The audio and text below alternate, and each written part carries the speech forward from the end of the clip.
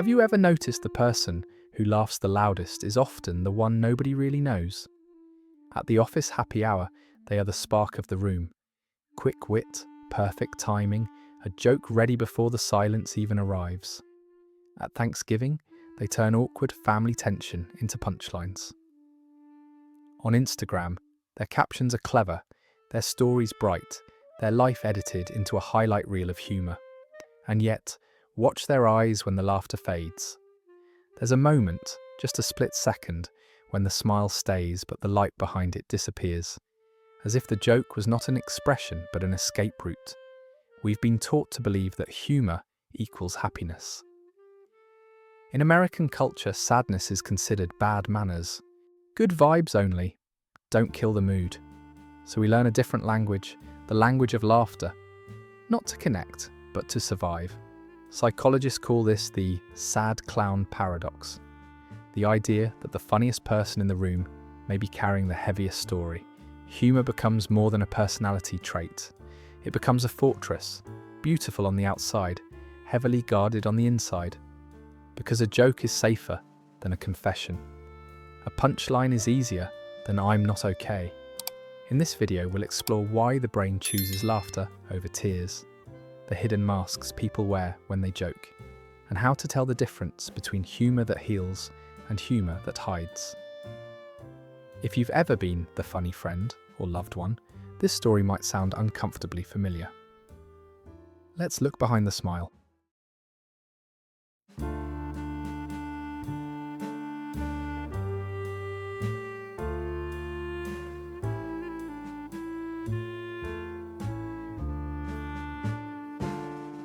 To understand why someone laughs when they want to cry, we have to step inside the brain for a moment. Emotional pain is not a metaphor. Rejection, shame, and grief activate the same neural circuits as physical injury. When something hurts us, the amygdala, the brain's alarm system, switches on and screams danger. The body tightens, the chest gets heavy, the mind searches desperately for an exit. A joke becomes that exit. The moment laughter appears, the brain releases dopamine and endorphins, its own homemade painkillers. For a few seconds, the nervous system believes the threat has passed. The story hasn't changed, but the body feels lighter. This is what psychologists call short-term affect regulation, an emotional shortcut that trades truth for relief. Freud described humour as a mature defense mechanism, a sophisticated way of transforming raw pain into something socially acceptable. But when it is used not to express emotion, but to avoid it, humour shifts into reaction formation, behaving the opposite of what we feel, or displacement, moving unbearable feelings into a harmless punchline. There is another layer. Through intellectualization, a painful memory is turned into an anecdote, a stand-up routine, a clever story told from a safe distance. You are no longer the wounded person. You become the narrator observing the wound. Attachment science explains more. People with avoidant patterns often learned early that emotions were unwelcome guests. Humour became the language that kept relationships comfortable and shallow at the same time. From a polyvagal perspective, laughter is a nervous system reset button, a quick shift from threat to social mode. Brilliant, adaptive, and dangerously temporary. Because what the brain calms today, the heart still remembers tomorrow. No one is born hiding behind a joke. At some point, laughter learned to do a job. For many, it started in small, ordinary moments. A child comes home upset and hears, "Don't be so sensitive." Another shows tears and is told, "Lighten up, it's not that serious." Emotion becomes an inconvenience, something that disturbs the rhythm of the family. But a funny comment? That gets attention. That gets love. Humour quietly becomes a survival strategy. In homes touched by conflict or unpredictability, the class clown role often emerges. The child discovers that if they can make everyone laugh, the tension softens. The yelling pauses. The adults breathe again. Without realising it, they are learning a powerful equation. My value equals my ability to entertain. Some children grow up emotionally neglected rather than abused. Nothing dramatic happens. just an absence of space for feelings. In those homes, jokes become translators for emotions that have no permission to exist. Others experience bullying or rejection at school. The quickest way to control the narrative is to insult yourself before anyone else can. A punchline becomes armor, sarcasm becomes a shield. Psychologists call this the formation of a shame-based identity, the belief that the real self is too heavy for others to carry. So a lighter version is invented, one that fits neatly into classrooms, dinner tables, and later workplaces. By adulthood, the mask feels less like a choice and more like a personality. But beneath it, the original child is still waiting to be spoken to without a joke. Not all laughter hides pain in the same way. Over time, psychologists and therapists have noticed distinct patterns. 6 different masks people wear when humor becomes protection rather than expression. Mask 1. The self-deprecating shield. This is the most familiar face. I'm a disaster at relationships. My life is a dumpster fire. On the surface, it looks like humility. In reality, it is a preemptive strike. If I insult myself first, your judgment can't reach me. The message beneath the joke is clear. I know I'm broken, please don't confirm it. Mask 2. Gallows humor. Dark jokes about illness, loss or death. Common among doctors, soldiers, first responders, people who stand close to tragedy. Laughter becomes a way to stare at horror without blinking. It whispers, if I don't make this funny, it will destroy me. Mask 3. Deflective humor. You ask, how are you really doing? They reply with a meme, a one-liner, a quick change of subject. The joke acts like a closed door. Intimacy is politely escorted out of the room. Mask 4. Exaggerative performance. The loud character, the over-the-top storyteller, the person who turns every pain into a comedy special. By making everything cartoonish, they make sure no one takes them seriously enough to look closer. Mask 5. The sarcastic armor, sharp wit that feels like intelligence but functions like distance. Sarcasm controls the conversation, keeping others slightly off balance. In many American workplaces, this mask is rewarded. Confidence disguised as cleverness. Mask 6. The helper comedian. This person uses humor to care for others. They lighten everyone's mood, host the group, rescue awkward silences. Their worth quietly becomes tied to being useful. The unspoken fear. If I stop making you laugh, will you still want me? Each mask has its own language, but the same heartbeat underneath. A need to feel safe without feeling exposed. Humor becomes a gatekeeper, close enough to belong, far enough not to be touched. The problem is that armor designed to protect the heart can also lock it away. Not every joke is a wound in disguise. Humor can heal, connect, and soften the sharp edges of life. The question is not whether we laugh, but why we laugh, and what happens after the sound fades. Start with intention. Healthy humor says, we are in this together. Life is strange. Let's breathe. It invites people closer. Defensive humor says, stay right there. It builds a polite distance disguised as charm. Then look at timing. Healing humor usually arrives after emotion has been felt. You cry first, then you can smile at the absurdity of being human. Hiding humor interrupts the feeling before it even begins. Like pulling a fire alarm the moment sadness enters the room. And finally, the aftermath. After healthy laughter, the body feels lighter, the chest opens, conversation deepens. After defensive laughter, there is often a quiet exhaustion. People enjoyed the show, but you feel lonelier than before. There are small, honest signals. The mouth laughs, but the shoulders stay tight. The same joke repeats around the same pain. Compliments feel uncomfortable. Concern is brushed away. You need a drink to keep the performance going. These clues don't mean something is wrong with you. They mean humor has been doing a job it was never meant to do, carrying emotions alone. A joke that heals leaves a door open, a joke that hides quietly locks it. Learning the difference is the first gentle step back toward yourself. The mask doesn't grow in a vacuum. It grows in a culture that quietly rewards it. In America, happiness has become a performance metric. We are told to be resilient, productive, positive, good vibes only. Sadness is treated like poor etiquette, something you should handle privately and return only when you're back to normal.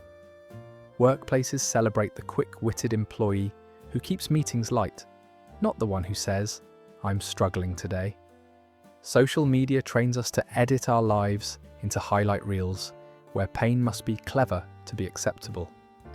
A meme gets more compassion than a confession. For many men, the pressure is even sharper. From locker rooms to boardrooms, vulnerability is mistaken for weakness. Sarcasm becomes a safer currency than honesty. It is easier to be the funny guy than the feeling guy. And for Gen Z growing up online, humor is almost a survival language. Trauma translated into TikTok captions. Anxiety softened by irony. The algorithm rewards what entertains, not what heals. So the message becomes clear: be likable, not truthful. Be entertaining, not real. In this pressure cooker, the mask is not just personal, it is cultural. We don't only choose humor to hide pain, we are gently trained to, but a society that applauds the clown often forgets to ask what the clown is carrying. To understand how these masks live in real people, let's meet 3 different stories. Sarah, the dating comedian. Sarah is the friend everyone loves to invite out. After another breakup, she turns the story into a stand-up routine at dinner, mimicking her ex, exaggerating her own awkwardness. The table roars with laughter, but watch closely. Her shoulders stay tight. Her smile arrives a second too late. On the drive home, the performance drains out of her, like air leaving a balloon. Alone in her apartment, the silence feels heavier than the breakup itself. She has taught her friends to be an audience, not a refuge. Mark, the corporate, sarcastic Mark, works in tech. In meetings, he's the quick one, slicing tension with sharp humour. Colleagues call him confident, unshakable. None of them know he hasn't slept well in months. When his father got sick, Mark announced it with a joke. "Guess I'm upgrading to emotional support, son." Everyone laughed, and the subject disappeared. His mask protected him from pity, but it also stole his chance to be held. Emily, the meme therapist. Emily is 22, fluent in the language of irony. Her TikTok captions turn anxiety into punchlines. Friends DM laughing emojis instead of concern. When panic attacks began, she posted about them as spicy brain moments. The likes came fast. Real help did not. 3 different lives, the same pattern. Humour turning pain into something consumable. Each of them is loved for the character they play and unseen in the person they are. The crowd gets the joke. The clown keeps the ache. Every performance has a price, even when the audience is laughing. The first cost is emotional isolation. When you're always the funny one, people stop checking on you. They assume you're strong, unbreakable, the easy friend. You can be surrounded by voices and still feel invisible, loved for the character, not the person. Then comes the boy who cried wolf effect. If sadness is always wrapped in a joke, others learn not to take it seriously. A line like "LOL, I want to disappear" gets a laughing emoji instead of a concerned call. One day, when help is truly needed, the signal is lost in the comedy. Over time, something quieter happens. Emotional numbness. When laughter repeatedly interrupts feeling, the body forgets its own language. Many people wake up anxious, heavy, irritable, without knowing why. The pain has been joked about so often, it no longer has a name. The cost shows up in the body too. Tight jaws, restless sleep, headaches after social events, the strange exhaustion that follows a great night. Relationships grow thin. Partners feel kept at a distance they can't explain. Humour was meant to be a bridge. Used this way, it becomes a wall. Beautifully painted, carefully guarded, but still a wall. And behind it, the heart waits for permission to be serious. If you love someone who hides behind humor, the instinct is to laugh along. It feels kind. Sometimes it isn't. The first step is simple. Don't reward the mask automatically. When a joke feels too heavy, let the laughter rest. Gentle silence can be a mirror they've never seen before. Use emotion labeling instead of analysis. Try saying, "That was funny, but you look really tired." Or, "I hear the joke, and I also hear that this hurt you." Name the feeling without forcing a confession. Ask specific human questions rather than the empty, "How are you?" What's been the hardest part of this week?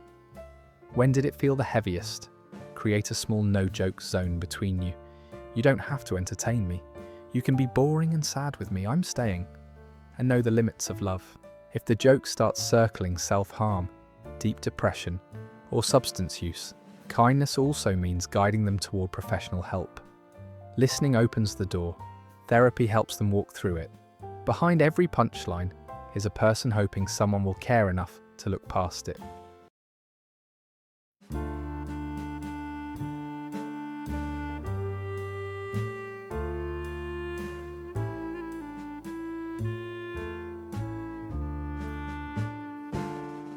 Learning to live without the mask doesn't mean giving up humor.